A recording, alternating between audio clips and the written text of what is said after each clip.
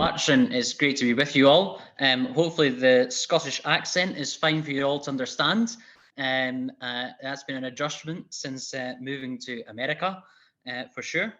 So I'm hoping that I can share my screen and be able to share this PowerPoint presentation alongside what we've got to say today. So let's hope that this will work.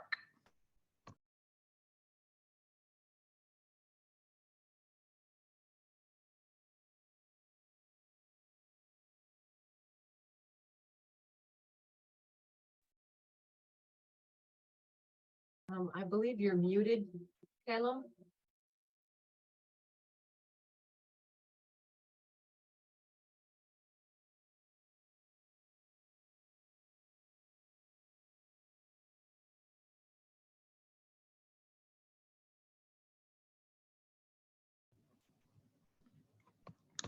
For some reason when sharing the presentation, I'm getting muted.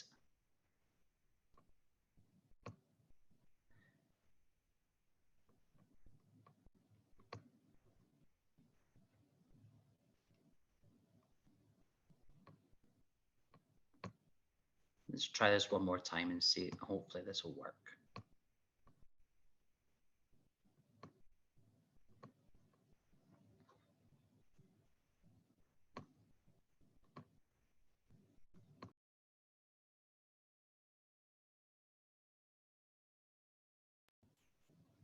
There, is that should hopefully be working now. Yes? Yes. Magic, perfect.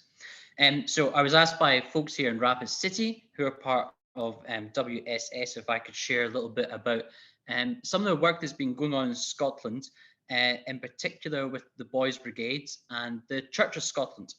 And we'll get into that. So I think it's important we first of all touch on context and influences, because I understand that the system which we have back home in Scotland and the United Kingdom is quite different to that in many other places in the world, including within America. Then we'll look at what the Church of Scotland has been doing, the Boys Brigade, and very briefly on the Global Fellowship of Christian Youth, which is the international Boys Brigade movement.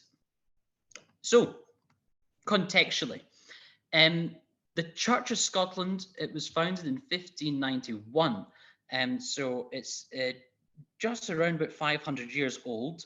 It's a Presbyterian form of church, and it is the national church in Scotland. So that means that it was established by Parliament and by Crown, and it is the church that majority of Scots would identify with. In fact, 32.4% of the population today still say that they are part or represented by the Church of Scotland, which is a significant portion of the population. It is our state church.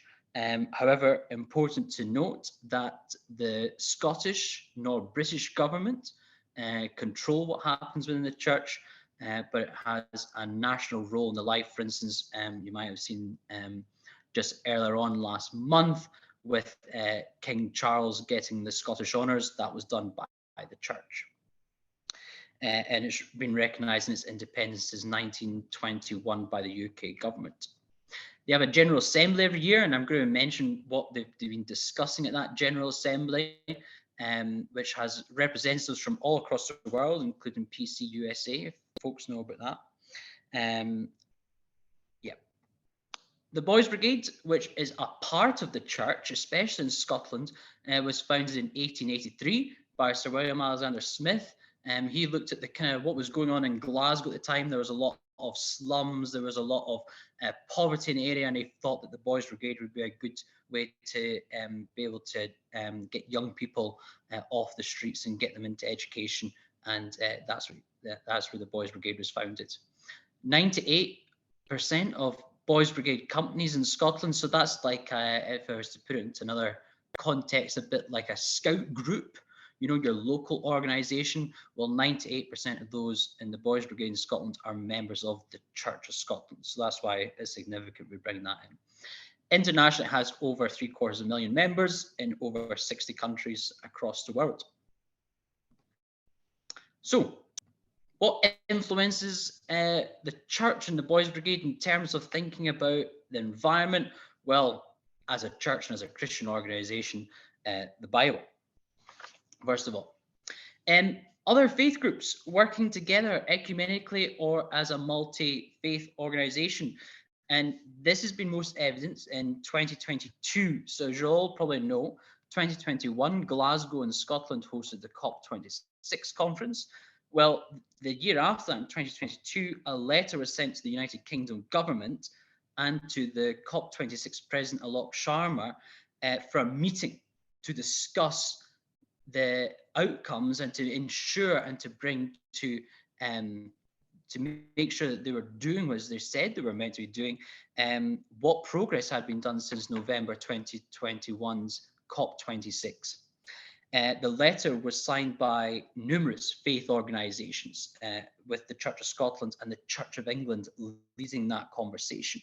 You had people including Christian Aid, the Muslim Council for Scotland, EcoSeek UK, the Brahma Kumaris, and the United Reformed Churches also getting involved in that. And that letter was sent to, at the time, the First Minister of Scotland, Nicola Sturgeon, and the Prime Minister at the time, the Right Honourable Boris Johnson.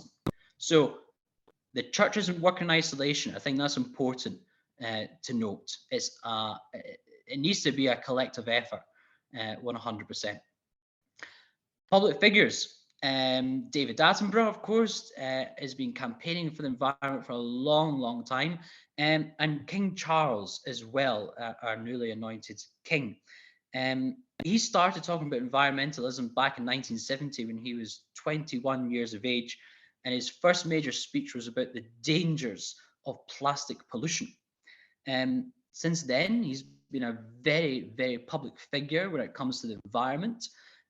Just recently in July, when President Biden visited Windsor Castle, King Charles hosted an environmental conference there, which included John Kerry, Special Envoy on Climate for the United States of America, as well as government ministers in the United Kingdom, bringing financiers, bringing philanthropists together to try and find out ways in which they could be tackling the climate crisis together.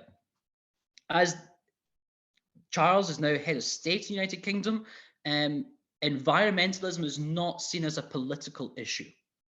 The king is non-political. He is apolitical. He is not party politics. Therefore, in Britain and throughout the Commonwealth, environmentalism is not a political issue. Environmentalism is agreed by all political parties as something to be concentrated on. However, as you probably have seen in the news, the current Prime Minister opening up new oil fields. And so, although they may say they're all in favour of environmentalism, the proof is in the pudding, I suppose. Government politicians, I think it's important that recognise that 20% of Scottish politicians in government are members of the Church of Scotland, and actually about 43% of all politicians are members of a church organisation. So there's an important influence there in our government as well. Scotland's climate target is to reach zero emissions by 2045, with interim targets of 75% by 2030, 90% by 2040. And this is going against 1990 base levels of emissions. UK government, though, they're looking to have greenhouse gas emissions down to 0% by 2050, again, according to those 1990 levels. And lastly, charities, Fair Trade, Christian Aid, Tier Fund, Greenpeace, all are terribly influential in what's going on within the church, within the Boys Brigade, because they're putting forward the information, they're putting forward the pressure against the government as well. They're significantly involved in the climate crisis, climate justice, and they have significant involvement, not just within the church, but within all types of youth groups, in schools, and within the media as well. So hopefully that helps us to understand kind of the influences. And now I'll just talk a bit about what the Church of Scotland is doing.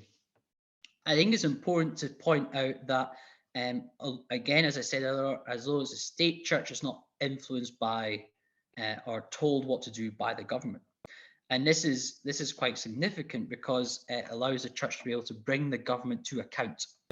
In 2022, the moderator at the time, the Very Reverend Dr. Ian Greenshields, laid out the church's theological position towards climate change and challenged both Scottish and UK governments to put climate crisis at the top of the agenda.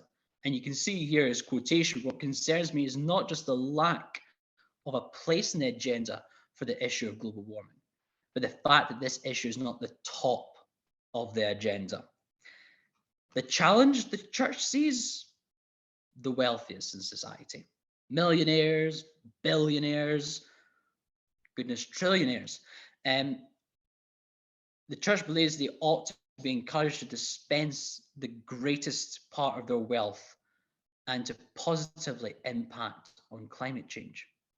The theological position of that is, of course, within the Bible, it talks about what will be of the profit to anyone if they gain the whole world and lose their soul. An idea that many religious organizations hold, that you can have all the money in the world, but that's usually from greed. The challenge is to see creation to be enjoyed and treasured and not to be exploited. And the church wants to be seen as a leader in this respect.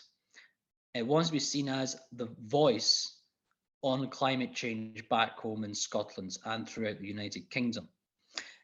They want to be showing an example in lowering carbon footprint as much as possible, to be encouraging all peoples to be responsible stewards of energy, travel modes, financial resources, and to encourage everyone to set the bar high by example and practice. So the church is very much talking about, we're not just preaching from the pulpit, but we're doing. There's action involved here. And this has been built into what the church has called eco-theology. And the Church of Scotland's Theological Forum did this exactly and presented a report to the General Assembly in 2022. As you can see here, the General Assembly has debated climate change quite considerably, with many times being since 2018. The particular focus that's come up many times is how do we use our financial investments? Because at one point the church was heavily invested in fossil fuels, and the call was to disinvest. As the church and as the Boys Brigade, we believe that they're called to be salt and light in the world, basically to act justly and to care for creation. That's what the church is meant to be doing. Therefore, it's only right that the church digs deeper to ensure that in order that the church's investments are properly reflecting the missions and the values of Christ and the wider church. The General Assembly considered to move forward to be net zero and has secured in place the path to be a net zero organisation by 2030. That's the central church. Individual churches are also encouraged to join the net zero target of 2030. It's about 15 years sooner than what the Scottish government and 20 years sooner than what the UK government are recommending for the country. The church, though, is not just alone in this. Actually, it's following agreements also with institutions throughout the whole of Europe, with the Church of England, the Church of Finland, the Church of Sweden, all also agreeing to be net zero organisations by 2030. Within Scotland, the Episcopal Church and the United Reformed Church also have set their targets for 2030 to be a net zero organisation as well. To the issue of disinvestment from oil and gas, and this is very interesting, but it can also be quite a complex issue. I know that the PCUSA in America has also been toying with this as well. As more in the news, people are talking about whether we should be disinvesting from oil and gas. This came up at the church's General Assembly. In 2021, the church did agree to disinvest from oil and gas shares. So the church no longer holds significant shares in oil and gas and fossil fuels. This year, though, they're creating what's been called an ethical oversight committee. It will be an advisory group to the Church of Scotland's General Assembly, the highest court in the Church of Scotland. They will be encouraging the church to look at theological and ethical backgrounds for investing in. They're going to be considering the complexities that come along with investment options, and it's going to be a space for intellectual conversations which will support the Church of Scotland's investment trust, which was set up by Parliament to ensure that any money invested in an organisation is in line with the church's values. Now, the church has already had a long-standing place of negative exclusions in places where there should be no investment in companies that derive more than 15% of total revenues from alcohol, gambling, tobacco, armaments, and the extraction of thermal coal or tar sands. So basically, if the activity is deemed to cause more harm to society than good, the church is not investing. As you said, several General Assemblies, 2018, the church was encouraged to disinvest. However, there is a debate that did occur that the church should have remained within investing in these oil and gas shares to be able to influence the behavior of companies. And without being an investment, you wouldn't be able to influence those companies as much. However, this was looked at by investment managers, and subsequently they sold all their shares in fossil fuel companies based on the view that the investment managers had better returns in other sectors and better influence in other sectors because the fossil fuel industry just was not listening. There is a disconnect. When the fossil fuel companies are performing well, there's a desire for the Church of Scotland to hold them, arguing the best way for to have a voice in climate change was to exercise the church's vote via investment managers as a shareholder. However, when companies were performing less well, they were sold solely for financial reasons and without regard for losing the influence. And irrespective of the will of the church, the investment managers just did that and sold them and didn't engage. So there was that in there as well. But it's not just about disinvesting, it's actually looking at where we do invest. For instance, electric cars. On the surface, seems like a good place to invest money. However, ethically, if we're thinking about that, there are concerns emerging within that industry. Although electric cars, as we know, produce significantly less CO2 emissions than their counterparts in petrol and diesel, the ethical concerns come around when we're thinking about the sourcing of cobalt and lithium metals. Integral parts to the batteries, they're needed for them. What's the issue? Well, according to Amnesty, the cobalt production is linked to child labour in the Democratic Republic of the Congo, as well as some indigenous communities resisting lithium mining in their land in South America. So what we've got here is we've got child labour, we've got sovereignty issues there of land being used without the express will of the people. And so the Church of Scotland would not invest in electric cars, for example. And I think that's an important step moving forward, is the need for ethical investment.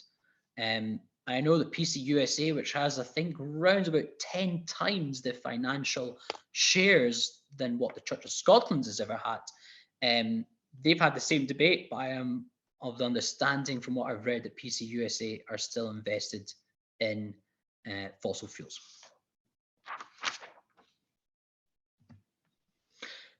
So that's where the church is at, and that's an important place to know where we're going for in terms of Boys Brigade.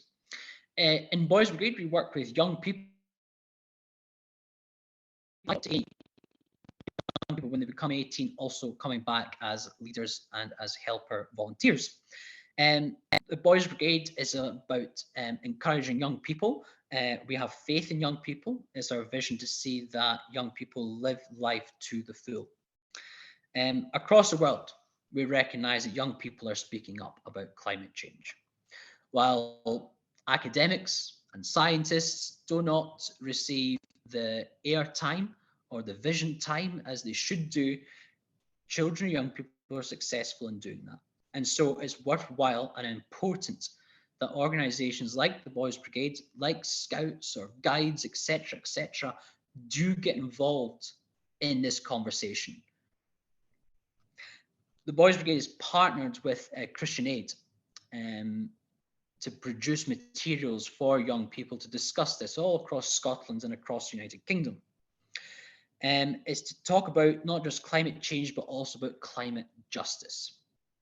Is to encourage children and young people to further develop their enthusiasm for bringing climate justice and for solving some of the biggest issues that we see in our world. Now, as in Scotland, 98% of the Boys Brigade companies are attached to the Church of Scotland. There's real opportunity for joint working, for joint enthusiasms, for joint conversations, for intergenerational work to take place. We need to understand that the climate issue isn't just going to affect young people, it's also going to affect people who won't be able to access some of the new technologies that are coming out as well. So it's important we have that intergenerational conversation. Some of the things that has been coming out of this is what's on here. For instance, we've got what the Christian Aid have said, window in the world, an opportunity to look at lives who are being impacted by climate change. And this is important for young people to learn and develop empathy, to develop their skills, to develop their knowledge about climate justice. Move on to the next slide. Not just partnering up with other organisations, but the Boys Brigade has created their own education programmes, which are going to take through 6 GET activities, we call it. So get active, get adventurous, get into the Bible, get creative, get involved, and get learning. And we produce our own materials looking at climate change to help educate young people and to give them the skills and for them then to take that on themselves and to bring their enthusiasms basically into the wider community and the wider world, recognizing that our young people are our greatest ambassadors. This program, for instance, we've got here a climate change themed program. This one is particularly for young people aged 8 to 11. Our theme, it allows leaders to explore this topic with young people over maybe one night with several activities, or it could be split up over several weeks and develop into bigger projects. For example, within my own Boys Brigade company, the First Lenzie, we've used these materials to build bigger projects. For example, we had our garden project, so that we converted an old church garden, which had become basically dangerous for people to be in, and it wasn't a welcome environment for nature either, and for animals. And so what we did is we converted it into a garden that has now seen more bees and insects and birds in it than what there ever used to be. But through that, we were also teaching our young people the skills to garden responsibly and for upkeep of that, and not using things such as weed killers, etc. I think that's an important thing as well, as teaching our young people these skills that maybe we don't have time for in the working week, you know, and we think I'll do the gardening and things like that when I have time and retire. But it's terribly important that we develop those own ecological systems where we are, where we live, to encourage the variety of life that exists. As I say, this has increased the number of bugs and birds in our space, and I know our young people love seeing that when they go on their bug hunts. Litter picking, another simple example of which young people can take this learning and do something practical, because sometimes it can be difficult when we ask ourselves, well, what can I do in my little bubble? Well, our young people thought it was a good idea to do litter picking.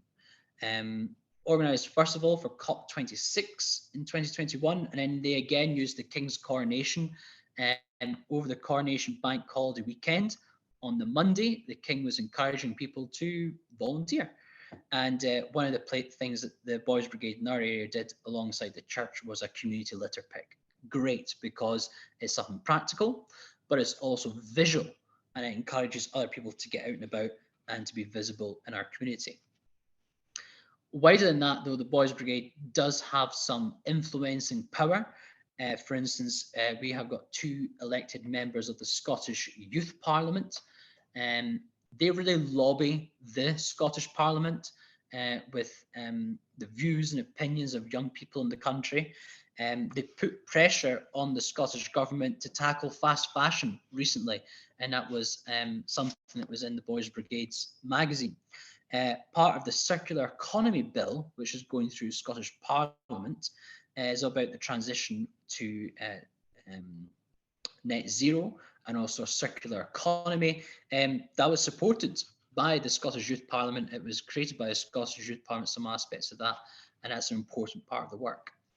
And then wider than that, Boys Brigade's also been getting involved in things such as the Queen's Green Canopy, which was part of the late Queen Elizabeth II's Platinum Jubilee, which encouraged people to plant trees as a form of celebration of her 70 years on the throne.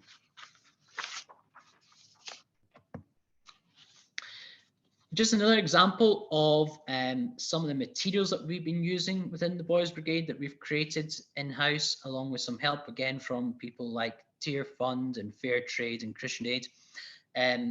This one in particular, again, for 8 to 11-year-olds, recognising and thinking about our own use of water.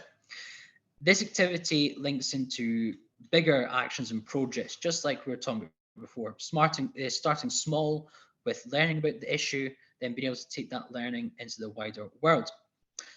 This is specifically looking at droughts, which have a huge impact in communities, and it's exploring how organisations and charities are trying to help those affected by climate emergencies. This linked into Christian Aid Week in May, and also to Fair Trade Fortnight, which this past time was February and March it took place in. But it's in teaching those important STEM skills. It was teaching young people about what kind of materials could they use to build their own natural dam, see how water can be retained in the environment, but also recognising that in the United Kingdom, which of course is the 7th wealthiest nation in the world, that these everyday liberties of having a tap in the kitchen that runs water, clean water, is not accessible elsewhere in the world. So that links in with the climate justice and social justice that we are trying to develop. Here is again on the theme of water. This is for young people aged 5 to 7, thinking about their water usage. And it's about educating in a way that they will understand, that folks will get. So using a game. And this is about using a game, which I'll just show you. So we've got some cards here, leaving the tap on for the whole time you brush your teeth, collecting rainwater to water the plants in the garden. Are those water savers or are they water wasters? So a simple but hopefully effective way that young people can learn about what they can do themselves and the importance of water. And then facts. I think that's important as well, that we're educating on the facts of the issue. So these are included in all of our program packs, the facts that are tied to the issue that we're discussing and we're talking about with them. So you can see there facts which I'm sure you're all aware of, except for maybe without the UK specific one of the 3 billion litres of water is wasted every day in the United Kingdom, which is a shocking figure. So that's what's happening on the ground. Education, getting involved with government, with parliament, getting involved with the church and those influences there. But it's not just that, it's actually wider. And the Boys Brigade, the worldwide movement for the Boys Brigade is the Global Fellowship of Christian Youth, international body of the Boys Brigade and our sister organisations. So, for example, North America includes Bermuda, Canada, and the United States of America. Internationally, Australia, New Zealand, Jamaica, Belize, Mozambique, Brazil, Bangladesh, India. Just last year, Pakistan became the newest member of Global Fellowship, and they also partner with the World Council of Churches. But what's been really fascinating is seeing Global Fellowship of Christian Youth representing the Boys Brigade at COP26 in Glasgow, and also at COP27 in Egypt in just last year. And you can see there a picture, and sorry, it's covered up the bit of the words there, from COP26.